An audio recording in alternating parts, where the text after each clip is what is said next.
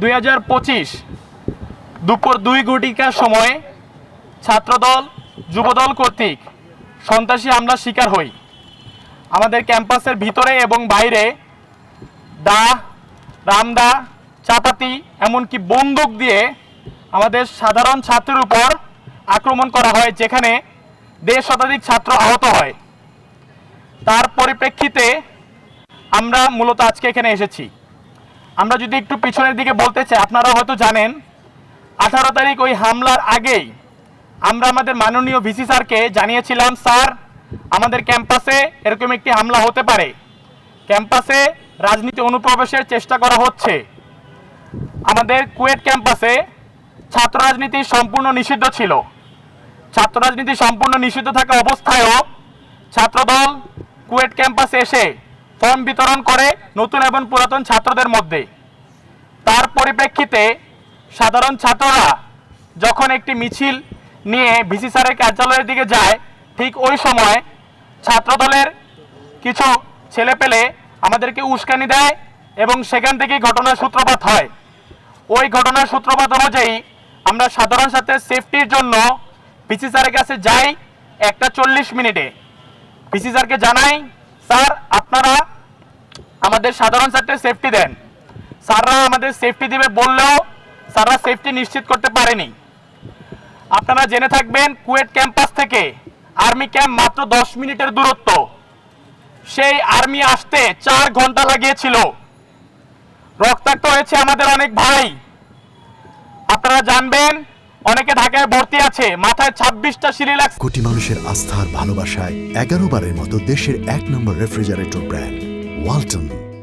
এমন অবস্থা আছে, হাতের হাড় 3 ভাগ হয়ে গেছে। ডাক্তার বলেছে হয় হাত কেটে ফেলতে হবে, নতুবা উপরওয়ালার উপর অবস্থান করতে হবে, আর কোনো কিছু করার নেই।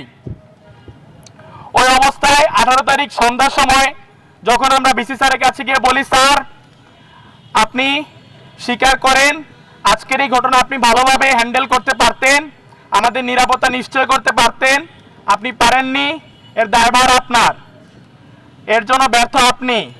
স্যার বলেছেন উনি ব্যর্থ হননি। কুয়েটের সর্বোচ্চ ক্ষমতাধর একজন মানুষ কুয়েটের সাধারণ ছাত্রের নিরাপত্তা দিতে পারেনি। কুয়েট ক্যাম্পাসের ভিতরে ঢুকে বহিরাগত ছাত্রদল যুবদল সন্ত্রাসীরা আমাদের কুপিয়েছে, যার ভিডিও আমরা আপনাদের দিয়ে দিব, অলরেডি আপনারা মিডিয়াতে দেখতে পেরেছেন। এর পরিপ্রেক্ষিতে আমরা যখন বলেছি, স্যার আপনি যদি ব্যর্থ না হয়ে থাকেন তাহলে এর দায়ভার কে নেবে? স্যার বলে আমি ব্যর্থ হইনি, আমি পেরেছি, আমার 2 ঘন্টা সময় লেগেছে। 10 মিনিটের দূরত্ব থেকে আর্মি আসতে কিভাবে 2 ঘন্টা সময় লাগে স্যারের মতে, যেখানে আমাদের মতে সময় লাগছে 4 ঘন্টা।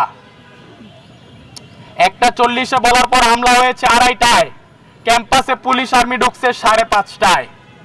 আপনারা এই ভিডিও দেখে থাকবেন যে আর্মি বলছে ওনাকে ঢুকার পারমিশন দেওয়া হয় নাই। তাহলে এর দায়ভার কে নিবে?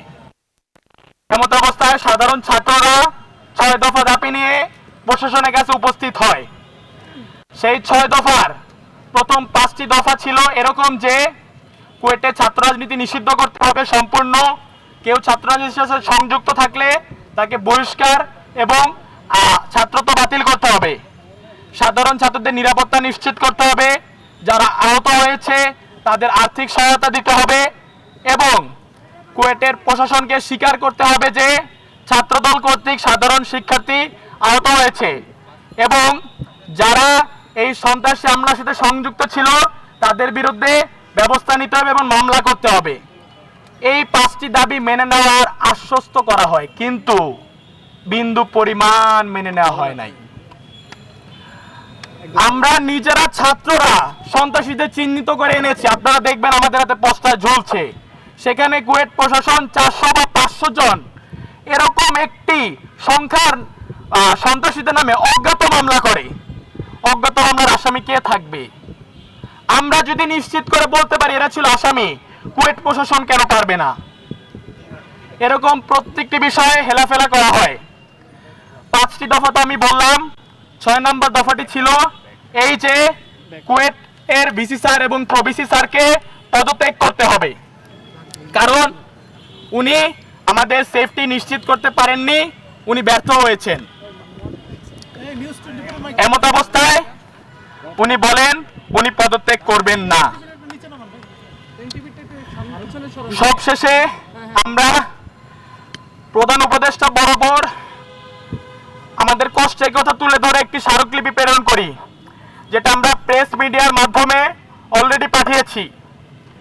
আজকে একদিন হয়ে যাওয়ার পরও কুয়েট প্রশাসনের কাছ থেকে কোনো রেজাল্ট না পেয়ে এবং যেই সরকার আমাদের ছাত্র জনতার রক্তের উপর দাঁড়িয়ে আছে সেই সরকারের কাছ থেকে কোনো উত্তর না পেয়ে আমরা এখানে উপস্থিত হয়েছি কষ্ট করে। আমরা কাউকে কষ্ট দিতে আসিনি, আমরা নিজেরা কষ্ট করে এসেছি এই জানাতে যে আমরা নিরাপদ একটা ক্যাম্পাস চাই।